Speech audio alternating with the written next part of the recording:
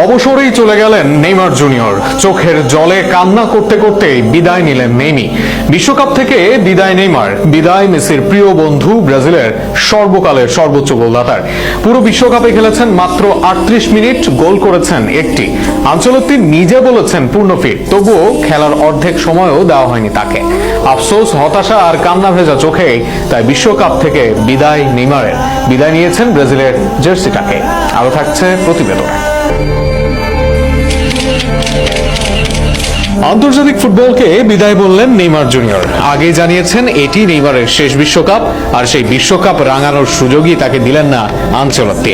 পুরো বিশ্বকাপে তাকে সুযোগ দিয়েছেন মাত্র 38 মিনিট। শুরুর ম্যাচে ফুল ফিট না থাকলেও পরে পূর্ণ ফিট হন তিনি, কিন্তু তাতে লাভ হয়নি। কার্লোর ব্যক্তিগত ইগোর কারণে তাকে নামানো হয়নি মাঠে।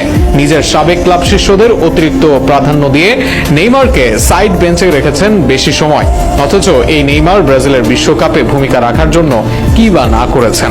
কবিদের যত বিশেষণ, যত উপেক্ষার গল্প, সবকিছু মিলিয়ে একটি পত্র লিখলেও হয়তো পুরো অনুভূতিটা ব্যক্ত হবে না। অথচ ইনজুরির আড়ালে রাখা শরীর নিয়ে যতটা দিয়েছেন ফুটবল বিশ্বকে, কিংবা গত প্রায় 1.5 যুগে ব্যক্তিগত পারফরমেন্সে যতটা মুগ্ধতা ছড়িয়েছেন, তা ফুটবল প্রেমীদের হাজারো রাত জাগার কারণ তো অবশ্যই। কারো কারো জন্য তো ফুটবলটা দেখার কারণই তিনি। বর্তমান বিশ্বের বিস্ময় লামিন ইয়ামালের এই আইডল 1992 সালে ব্রাজিলের মগি দাস ক্রুজেসে জন্মগ্রহণ করেন।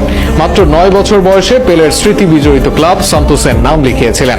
2013 মৌসুমে সান্তোসের সঙ্গে গাঁটছড়া ছিন্ন করে যোগ দিয়েছেন স্বপ্নের ক্লাব বার্সেলোনায়।